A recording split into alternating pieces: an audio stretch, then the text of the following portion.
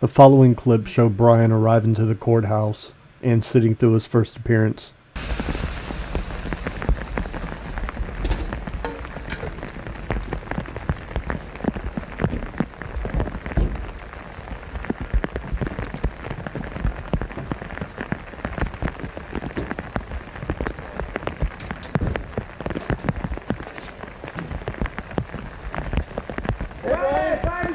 How are you feeling? How you feeling, Bryan?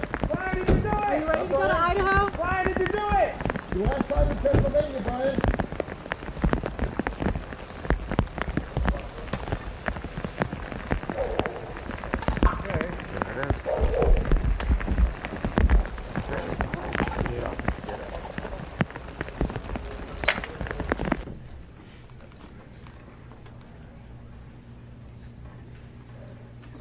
Oh, we got it. We took care of it. Yep. You guys. Okay.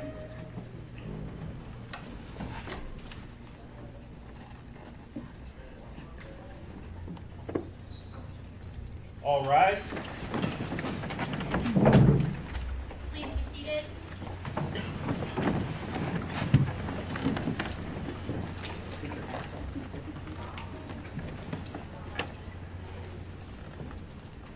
We are on the record in the 2nd Judicial District, Latah County.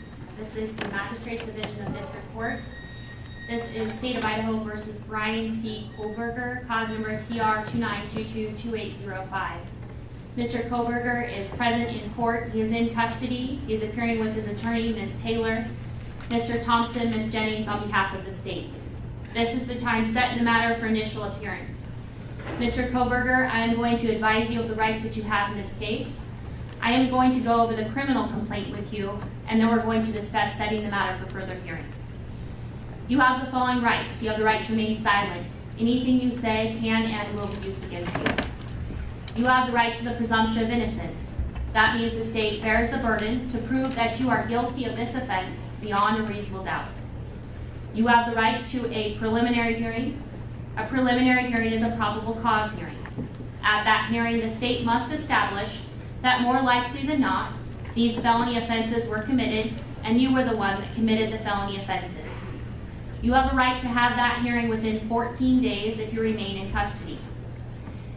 If you are bound over at that preliminary hearing to district court, if the court finds probable cause, you would be bound over to district court.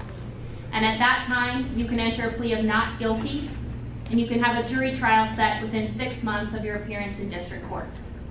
At both your preliminary hearing and your jury trial, you have the right to confront and question any evidence or witnesses called against you. Call witnesses on your own behalf and compel witnesses to be present and testify at the state's expense. You have the right to be represented by a lawyer. If you cannot afford one, one could be appointed to represent you based upon your financial need. You also have the right to appeal any conviction in your case. Do you understand these rights? Yes. I am now going to go over the criminal complaint with you. Count 1 of the criminal complaint charges you with the felony offense of burglary. It alleges that the defendant, Bryan C. Kohberger, on or about November 13th of 2022 in Latah County, State of Idaho, did unlawfully enter a residence located at 1122 King Road, Moscow, with the intent to commit the felony crime of murder in violation of Idaho Code 18-1401 and 1403. The maximum penalty for that offense, if you plead guilty or are found guilty, is not less than 1 year in prison, no more than 10 years in prison, and or a $50,000 fine or both. Do you understand? Yes. Count 2 alleges that you committed the felony offense of murder in the first degree. It alleges that the defendant, Bryan C. Kohberger, on or about November 13th, 2022, in Latah County, State of Idaho, did willfully, unlawfully, deliberately, with premeditation, and with malice aforethought, kill and murder Madison Mogan, a human being, by stabbing Madison Mogan, from which she died, in violation of Idaho Code 18-4001, 4002, 4003, and 4004. The maximum penalty for this offense, if you were to plead guilty or be found guilty, is death or imprisonment for life. Do you understand? Yes. Count 3 alleges that you committed the felony offense of murder in the first degree. It alleges that the defendant, Bryan C. Kohberger, on or about November 13th of 2022 in Latah County, state of Idaho, did willfully, unlawfully, deliberately, with premeditation, and with malice aforethought, kill and murder Kaylee Gonsalves, a human being, by stabbing Kaylee Gonsalves, from which she died, in violation of Idaho Code 18-4001, 4002, 4003, 4004. Again, the maximum penalty for that offense, if you plead guilty or are found guilty, is death and/or imprisonment for life. Do you understand? Yes. Count 4 alleges that you committed the felony offense of murder in the first degree. It alleges that the defendant, Bryan C. Kohberger, on or about November 13th of 2022 in Latah County, Idaho, did willfully, unlawfully, deliberately, with premeditation, and with malice aforethought, kill and murder Xana Kernodle, a human being, by stabbing Xana Kernodle, from which she died, in violation of Idaho Code 18-4001, 4002, 4003, and 4004. Again, the maximum penalty for that offense, if you plead guilty or are found guilty, is up to death and/or imprisonment for life. Do you understand? Yes. Count 5 alleges that you committed the felony offense of murder in the first degree. It alleges that the defendant, Bryan C. Kohberger, on or about November 13th of 2022 in Latah County, state of Idaho, did willfully, unlawfully, deliberately, with premeditation, and with malice aforethought, kill and murder Ethan Chapin, a human being, by stabbing Ethan Chapin, from which he died, in violation of Idaho Codes 18-4001, 4002, 4003, and 4004. And again, the maximum penalty for this offense, if you plead guilty or are found guilty, is up to death and imprisonment for life. Do you understand? Yes. And Mr. Kohberger, would you like to represent yourself, hire a lawyer, or see if you qualify for court-appointed counsel? I have court-appointed counsel. Court has reviewed your application for attorney at public expense. I do find that you are indigent and do qualify for court-appointed counsel. I will appoint Ms. Taylor to represent you in this case. Ms. Taylor, have you had an opportunity to speak with Mr. Kohberger about speedy preliminary hearing and setting this matter? Your Honor, I have. We would ask the court to set the status hearing in a week or two to make a final determination. Okay. And Mr. Thompson, Ms. Jennings, are you in agreement with that? That's fine with the state, Your Honor.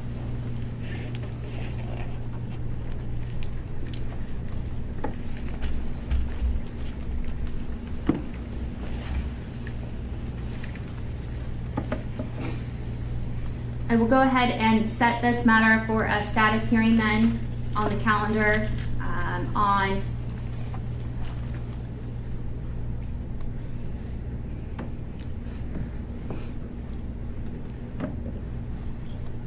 January 12th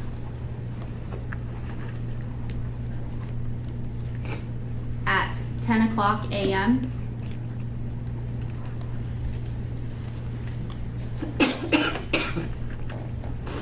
We will make sure notice is sent, and then Ms. Taylor, do you wish to argue bail at this time?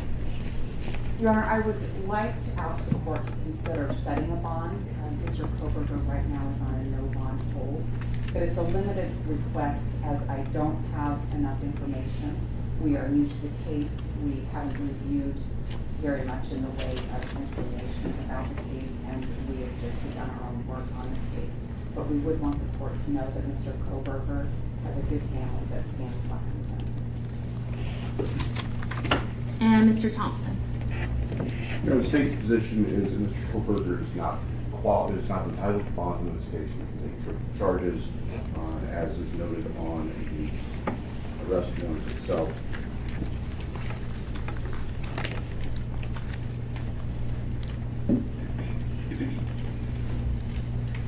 Idaho Code 19-816, 19-2903 both specify that given the potential penalties in this case, there's no right to bail. defendant was arrested 3,000 miles away across the country, where his family is. We've asked that he remain in custody. No bail. At this point in time, pursuant to Idaho Criminal Law 46B and Idaho Code 19-816 and 2903, I am going to leave the bail set in this case as no bail at this point in time until I have additional or further information at a later date and time. So with that, then, Mr. Kohberger, you will be remanded in custody and remain in custody on the no bail pending further proceedings in this matter. Is there anything further in the case then for today, Mr. Thompson?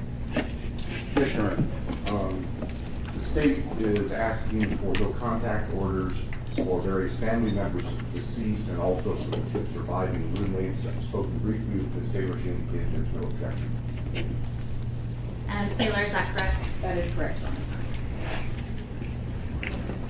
So I will go ahead and issue those no contact orders. So I do have a no contact order then for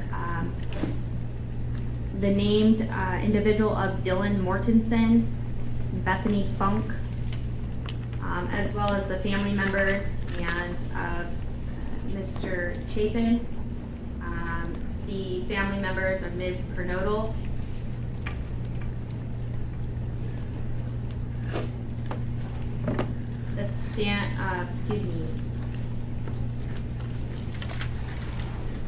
Mr. and Ms. Laramie, Mr. Mogan, Ms. Cheeley, and then a number of members of the Gonsalves family. Those specific names will certainly be provided to you, Mr. Kohberger, by way of being provided notice of these documents. You'll get a copy of these no contact orders. What you do need to be advised of and what will be in this no contact order is you are prohibited from having any contact with them whatsoever. You cannot contact them through third person, in writing, or by any electronic means. You cannot Facebook, Snapchat, Twitter, Instagram, use the phone to communicate with them, or otherwise any form of communication in direct or indirectly with them. You cannot engage in any conduct that would harass, stalk, threaten, use, attempt to use, or threaten to use any physical force or violence upon them, or place them in reasonable fear of bodily injury. You cannot go within or knowingly remain within 300 feet of their person or their home, workplace, or any other place where they might be. There are no exceptions to these orders. And if you do violate these orders, it is a new misdemeanor offense. It is punishable by up to a year in jail and or a $1,000 fine or both. At this point in time, due to being in the magistrate's division here, at this juncture, I am going to issue the no contact orders for a period of 2 years. And then if it needs to be modified or changed by additional judge, it can be done so at that time. Is there anything further, Mr. Thompson? No, Your Honor. Anything further, Ms. Taylor? No, Your Honor. All right, thank you. We are adjourned.